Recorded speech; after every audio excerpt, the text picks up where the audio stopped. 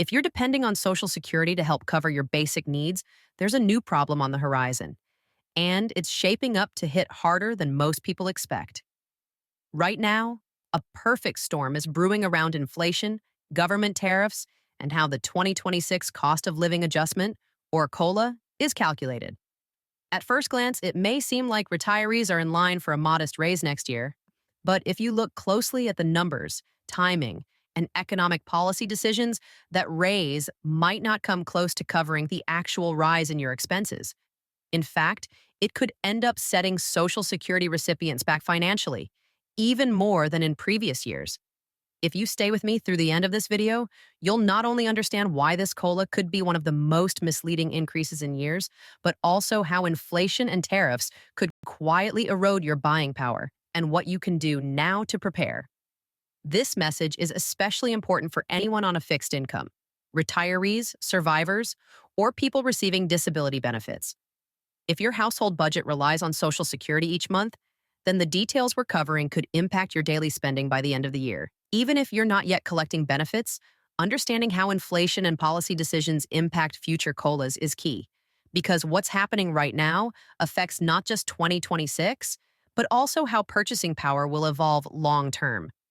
In the next few minutes, we'll break down the exact timing of the 2026 COLA announcement, how it's calculated using outdated data, and why tariffs being implemented this August could cause prices to spike after your raise is locked in, meaning your benefits may rise slightly, but your costs will rise even more. We'll also explain why analysts believe this could be the fifth straight year with above-average COLA increases, and why that's not necessarily a good thing. Plus, we'll share actual projected payment increases, so you can see what to expect for your monthly budget. Before we get deeper into the details, take a moment to subscribe if you haven't already.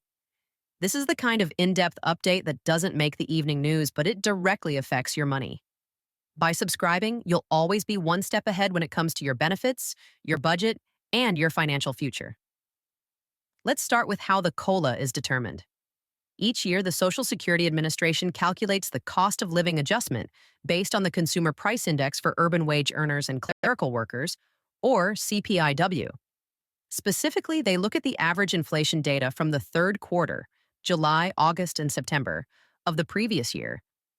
So the 2026 COLA, which will be announced around October 15th, is entirely based on price data from the third quarter of 2025. Here's the issue. Any price increases that hit after September won't be counted. That matters more than ever this year because tariffs proposed by former President Trump are scheduled to go into effect on August 8th, right in the middle of the COLA tracking period. You might be thinking, won't that drive prices up just in time for COLA to catch it? Unfortunately, no, not immediately. Most major retailers anticipated the tariffs and began stockpiling goods earlier in the summer, building up inventory so they could avoid the initial cost increases. That means the real impact of tariffs, rising consumer prices, won't show up until October, November, or even early 2026, after most of that pre-purchased inventory runs out. So the COLA for 2026 will likely be based on price data that still reflects artificially low costs, even while actual prices begin climbing later in the year. That timing mismatch is at the heart of the problem.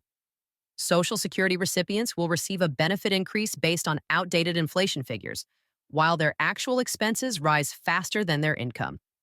It's like giving someone a life jacket that's too small just as the water starts rising. According to projections from independent analysts and the Senior Citizens League, the 2026 COLA is expected to fall between 2.5% and 2.7%. That would make it the fifth consecutive year where the COLA exceeds the 2.3% average seen since 2010. But this trend of higher COLAs doesn't necessarily mean you're better off. In 2022, the COLA jumped to 5.9%. In 2023, it hit 8.7%, the highest in decades. But that wasn't a gift. Those increases were driven by runaway inflation that far outpaced benefit growth. Most people saw their expenses climb faster than their checks. This year is shaping up to be more of the same, but in slow motion. Let's put it into dollars. If you're a retired worker receiving the average monthly Social Security benefit, which is around $1,850 today, A 2.6% increase would boost your check by about $48 per month, bringing your benefit to roughly $1,898. For a disabled worker receiving about $1,489 per month, the increase would add about $39. Survivor benefits, which average closer to $1,455 per month, would go up by about $38. These are modest increases, but if inflation pushes prices higher after your COLA is locked in, that raise could be swallowed up fast. And remember, Medicare premiums usually go up each year too, often cutting into your COLA before it even hits your bank account. So while a $50 monthly boost sounds helpful, it may be closer to $30 or $35 after health costs are adjusted. Now let's talk about the impact of tariffs. Supporters argue that tariffs help bring manufacturing jobs back to the U.S. and reduce dependency on foreign goods.